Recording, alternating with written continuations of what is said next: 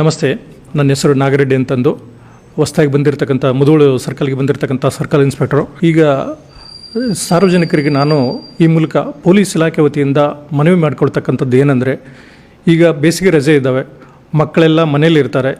ಕಾಲೇಜಿಗೆ ಹೋಗಿ ಬರ್ತಕ್ಕಂಥ ಮಕ್ಕಳು, ಸ್ಕೂಲಿಗೆ ಹೋಗಿರ್ತಕ್ಕಂಥ ಮಕ್ಕಳು ಎಲ್ಲರೂ ಈಗ ಮನೇಲಿರ್ತಾರೆ. ಅವರೆಲ್ಲ ಈ ಮೋಟ್ರ್ ಸೈಕಲ್ ತೊಗೊಂಡು, ಸ್ಕೂಟಿಗಳು ತೊಗೊಂಡು ಹೊರಗಡೆಗೆ ಸಿಕ್ಕಂಗೆ ತಿರುಗಾಡ್ತಕ್ಕಂಥದ್ದು ಘಟನೆಗಳು ನಡೀತಾ ಇದ್ದಾವೆ.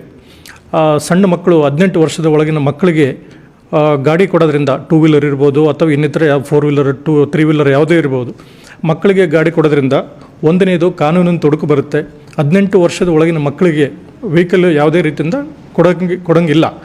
ಅವರಿಗೆ ಯಾವುದೇ ಡ್ರೈವಿಂಗ್ ಲೈಸೆನ್ಸ್ ಇರಲ್ಲ. ಏನಾದರೂ ಅಪಘಾತಗಳಾದರೆ, ಏನಾದರೂ ಯಾರಿಗಾದರೂ ತೊಂದರೆ ಆದರೆ ಎಲ್ಲ ಇಡೀ ಕುಟುಂಬನೇ ಅವರು ಮತ್ತು ಅಪಘಾತಕ್ಕೆ ಒಳಗಾದವರು ಮತ್ತು ಅಪಘಾತ ಪಡಿಸಿದಂಥ ಎರಡೂ ಕುಟುಂಬಗಳು ತೊಂದರೆ ಅನುಭವಿಸಬೇಕಾದಂಥ ಪರಿಸ್ಥಿತಿ ಬರುತ್ತೆ ಮತ್ತು ಕಾನೂನಿನ ತೊಂದರೆನೂ ಅನುಭವಿಸಬೇಕಾಗುತ್ತೆ. ಆಮೇಲೆ ಯಾರು ಪಾಲಕರು ಮಕ್ಕಳಿಗೆ, ಅಪ್ರಾಪ್ತ ವಯಸ್ಸಿನ ಮಕ್ಕಳಿಗೆ ಏನು ವೆಹಿಕಲ್ ಕೊಟ್ಟಿರ್ತಾರೋ ಅವರು ಕೂಡ ಕಠಿಣ ಒಂದು ಕಾನೂನು ಕ್ರಮನ ಫೇಸ್ ಮಾಡಬೇಕಾಗುತ್ತೆ.